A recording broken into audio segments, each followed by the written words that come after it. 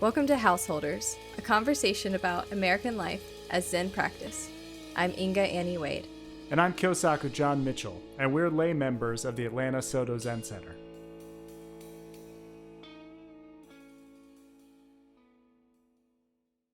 A lot of the people in my life that practice sitting meditation are not Buddhists and are not practicing any form of maybe even what they would call spirituality. I would say maybe half of them are practicing something that they think of as just sort of a mental health thing or, just some wellness activity that has no spiritual component. Maybe because they don't believe in spiritual components or, are rejecting a sort of a religious upbringing or whatever it is. Like they see this as an alternative to spirituality.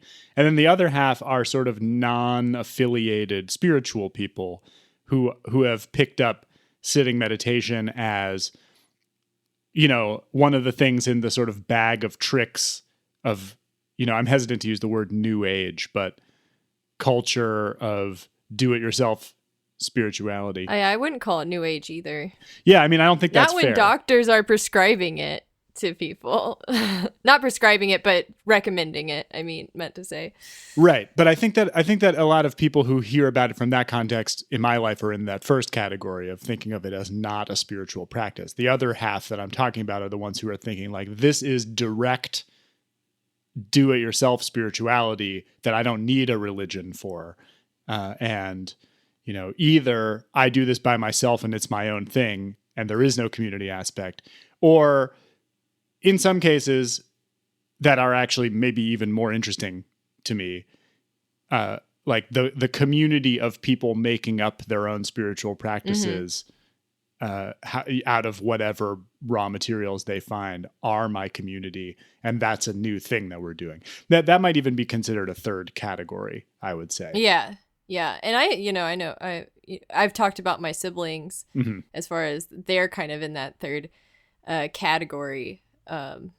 So I could use them as references for sure in this. Yeah, let's think of that as a separate thing, as a thing that's not, because that has that community aspect and that sort of more holistic approach to life and practice. Well, does it? Because it's like they're thinking like how to make a meditation practice their own. So nobody really ever does it the exact same way they do. Yeah, there's some asterisks about it and maybe some risks about it. But the thing that I've been thinking about more is the complete abstraction of meditation, which is a word that we could unpack in a lot of ways from a Zen point of view. But for our purposes now, sitting and doing something that counts as meditation, whatever it might be. The thing that I'm a little bit worried about that's just been on my mind is the number of people I know who are just doing that as an isolated activity, either alone for all intents and purposes. Yeah, and certainly without any kind of broader set of practices that contain it or support it or help it develop or keep it on the rails in the way that a sangha and a teacher in our tradition, not to mention all the other kinds of practice other than sitting practice, would. Well, okay. I'm just going to try to see this from a very non-biased perspective because I kind of think that we probably do a lot of things in our regular everyday lives that had a different context. And then the West sort of adapted and said, this is a healthy thing to do. You should do that, but we don't really know what the context of how that thing originally developed. You mentioned yoga earlier, and I will admit that I've been doing yoga for years, but I don't think I know much about the historical context or how it was practiced when the true intention of how yoga is supposed to be practiced. And does that mean that I am missing out on something I don't know. So I'm trying to like relay that type of thinking to meditation, because from my perspective, I don't feel like I'm missing out, but also because I don't know what I'm missing out on. Well, to me, I'm not really worried about missing out. People like from that point of view, people who are doing this practice this way are doing the thing they want to do. Buddhism with formal religious vocabulary and structure, not to mention, like garb and titles and dharma names and whatnot, might seem like way too much cultural cruft to them. And that's something they want to miss out on, and that's fine. What concerns me is the risks of doing this practice in an uncontained way. And I don't know enough about yoga with a capital Y to talk in specifics about that either, but I know a lot of yoga teachers who have the same concerns about sort of mainstream non-religious yoga that I'm expressing about mainstream non-religious meditation, which is that it opens you up to powerful spiritual experiences that we have a 1,500-year-old well, I mean, depends how far back you want to go. We could go all the way back, 2,500-year-old container of other supportive practices and structures and relationships that help you process those powerful things. And doing sitting meditation without any of that support is dangerous. Yeah, I mean, but I don't know. Like, I don't want to gatekeep meditation to be like, you can only meditate if you have a religious context for which you do it with. I'm not telling people what to do. I'm trying to protect them. Like it's not, and I'm not even saying that it has to be religious or that it has to be one that already exists. But what worries me, and like, this is not, I'm not just saying this, like there's a whole genre of blog post at this point of like meditation destroyed my life type stories where people have, go into intensive meditation practice with, for example, undiscovered or unresolved serious trauma or latent psychiatric problems or whatever it is. And they fry their brains, and they have like they either have like a psychotic episode, or they just have some sort of inexplicable negative, bad trip, to put it, for lack of a better way to put it. And they end up scarred. We did talk about this a little bit with Amy in a past episode, and something that she had been concerned about. Being, a psychotherapist herself, I could see where she's coming from. I think, there's a lot of people who they're not going into it in as intense way. Like, there's people who are just like, I'm going to listen to, I forgot the name of that meditation stuff that everybody uses. You mean like Headspace or Calm or yeah, Headspace? Thank you. Yeah, with the British dude. And they're just like, I'm going to listen to a guided meditation for 15 minutes a week or something like that. I don't think anything's going to happen. No, I'm not worried about that. And plus, I guess you do have kind of like a guiding teacher. That guy, I think he was like a Buddhist, but I don't remember exactly what his background was. And so he does kind of guide you in a way without like maybe the conversation, the back and forth conversation. But I think maybe there's still value in having somebody, just listening to somebody go through some of these things with you that you might experience during your meditation.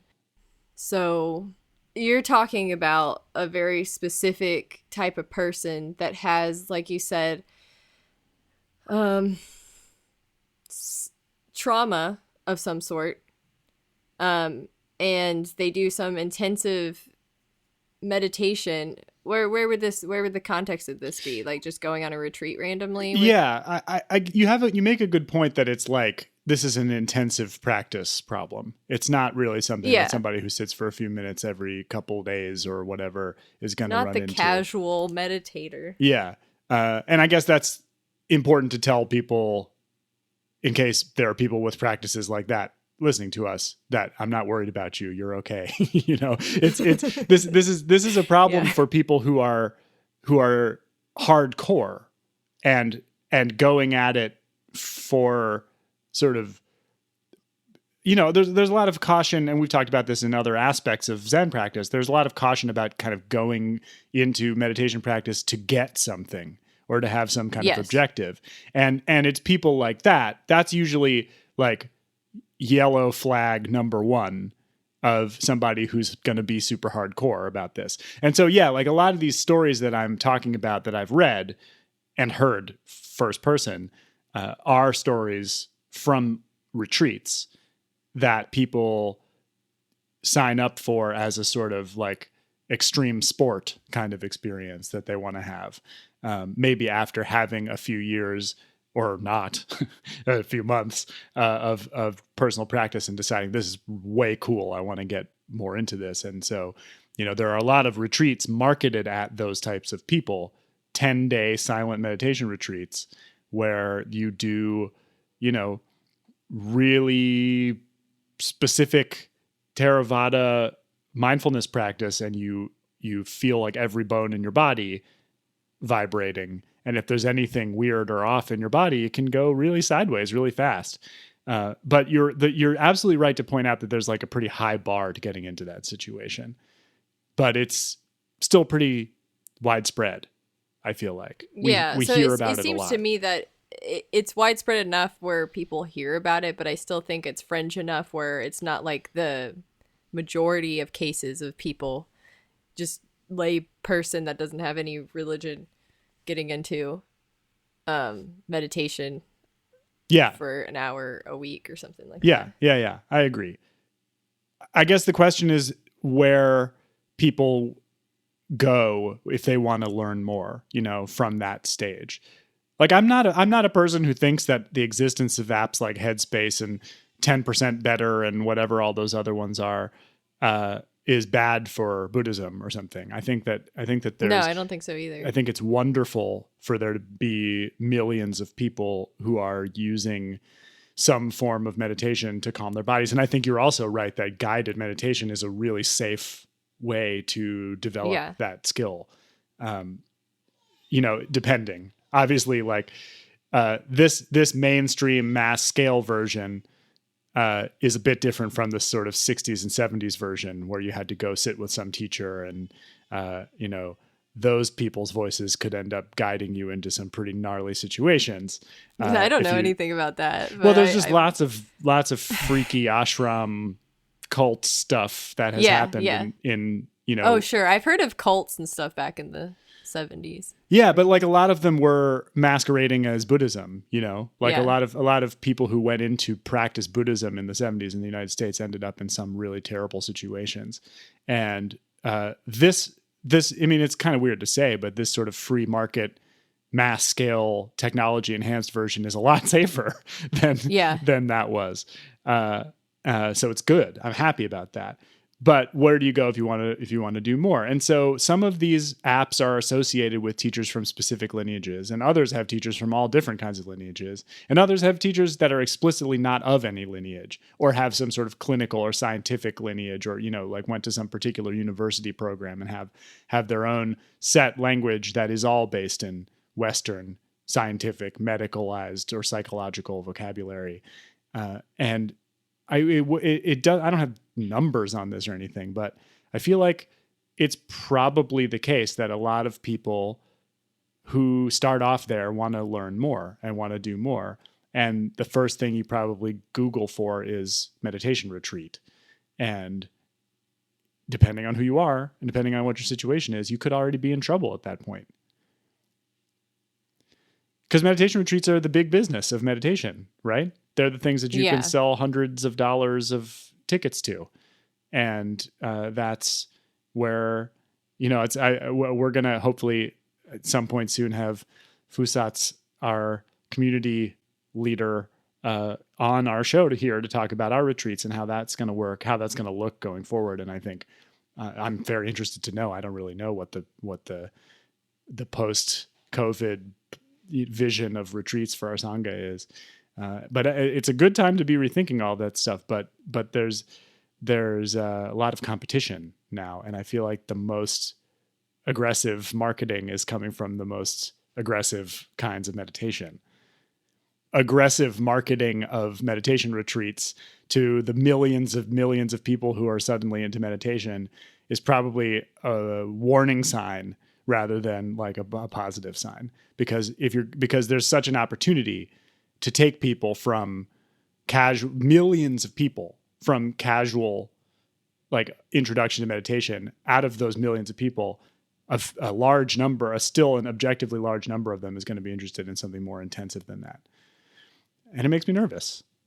Yeah, I mean, I think that it's it's an interesting point you bring up, and it's not something that casual people know about, that what happens to you when you meditate for long periods of time, and yeah, that's true. What kinds of things come up, come out and come up. Mm-hmm.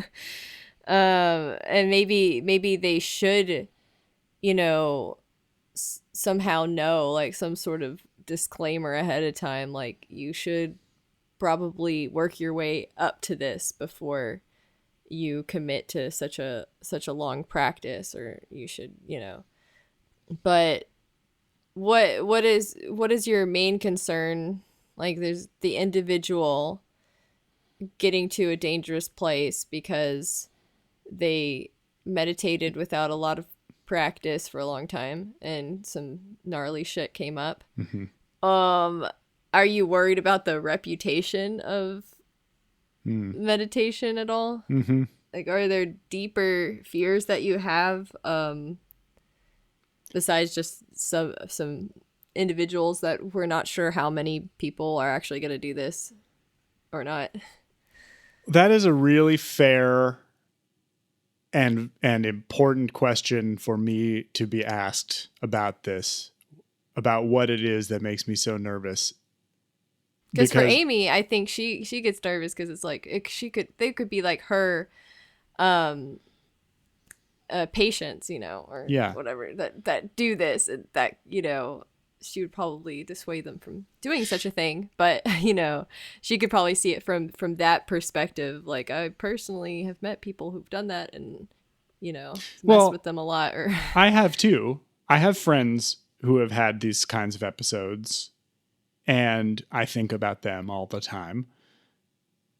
I also studied with the first academic people who were kind of studying risk of meditation when I was in college, and got a really good warning about the kinds of things you need to deal with if you're going to go, like, if you have, like, the things you need to examine your life for as possible warning signs of things that you need to deal with before you really dive into this practice. And things you need to keep track of all along to see if they're coming up. And, I got very lucky in that regard, and I don't know how common of an experience that is.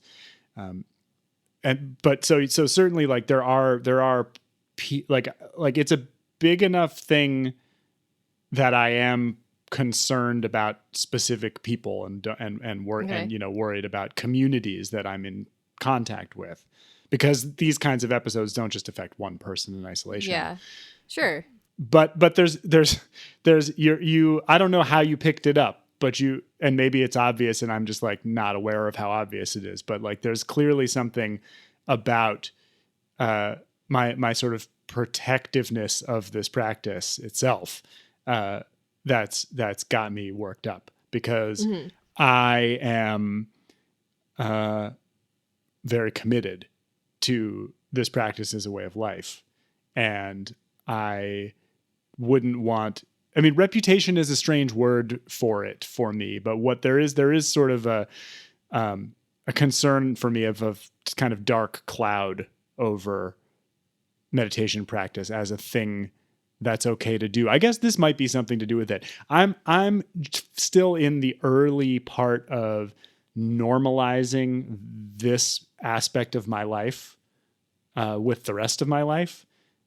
For the last, well, actually maybe until just recently, my whole adult life has sort of been built around my own weirdness and my pursuit of this path as my authentic way of being.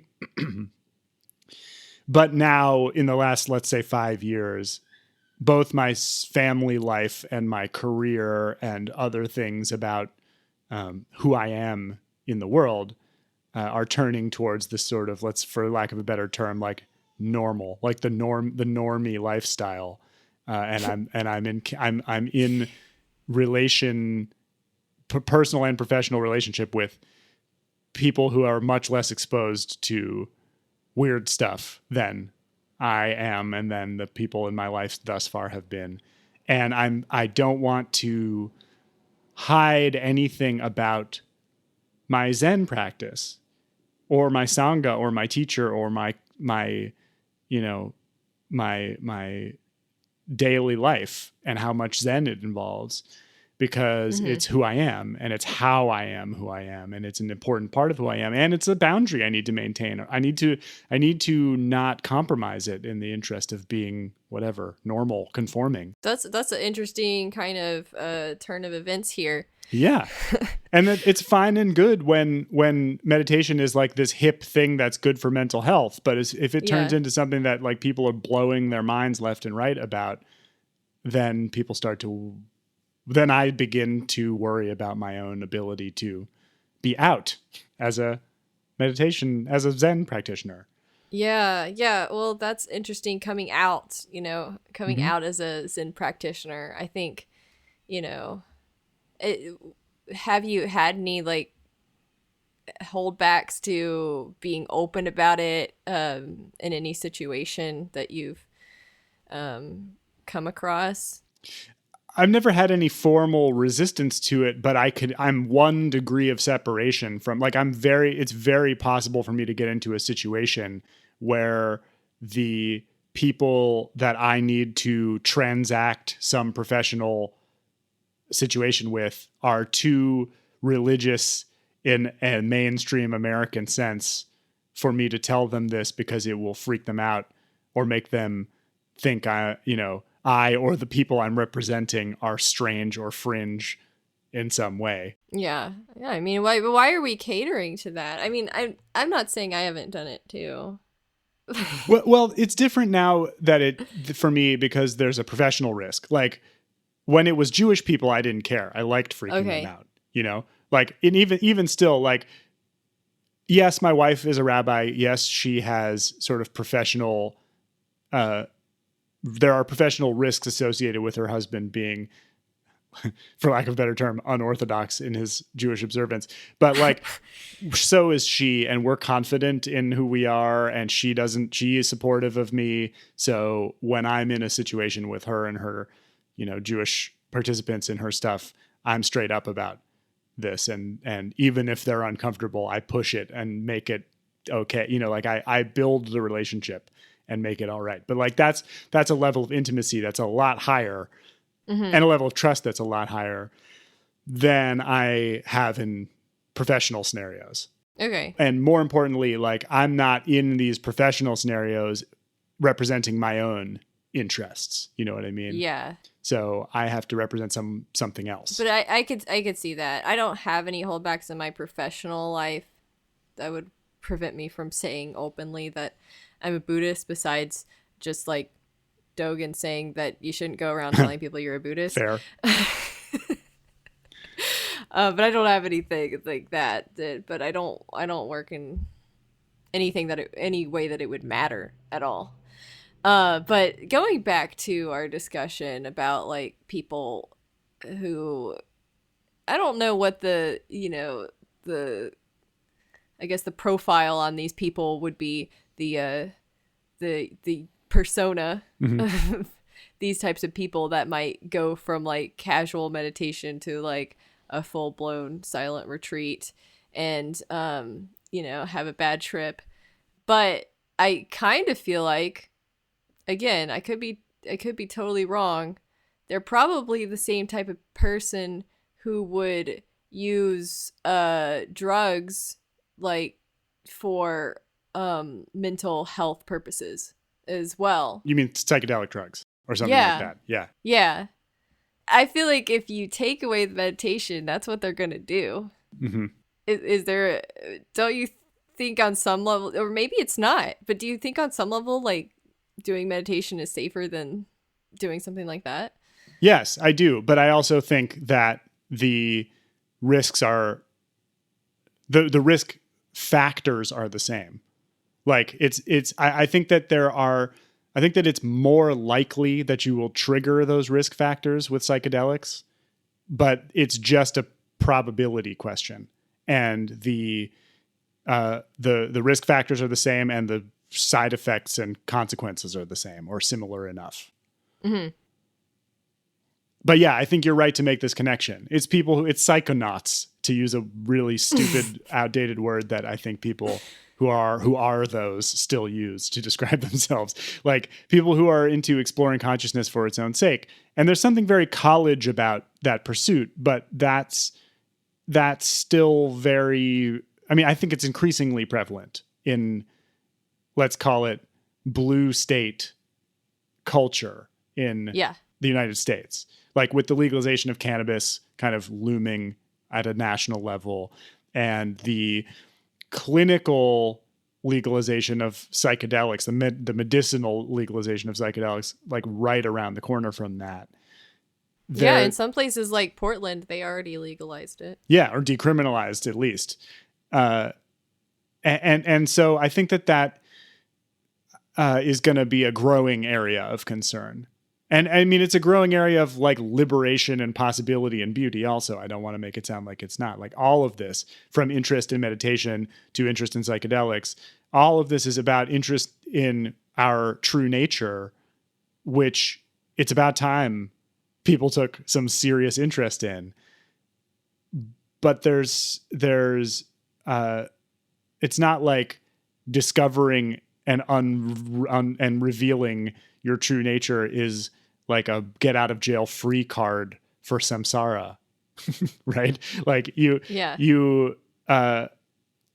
what that really needs to be, what that's on the societal level, that interest needs to be in doing the hard work of making ourselves better as a species, not just about, blowing our minds. The worst case scenario to me is that it becomes another extension of just the sort of pervasive media, entertainment, escapism culture that people are using to cope with the rough shape that our planet is in. And it's getting increasingly rough. And like escapism is an understandable but tragic response to that.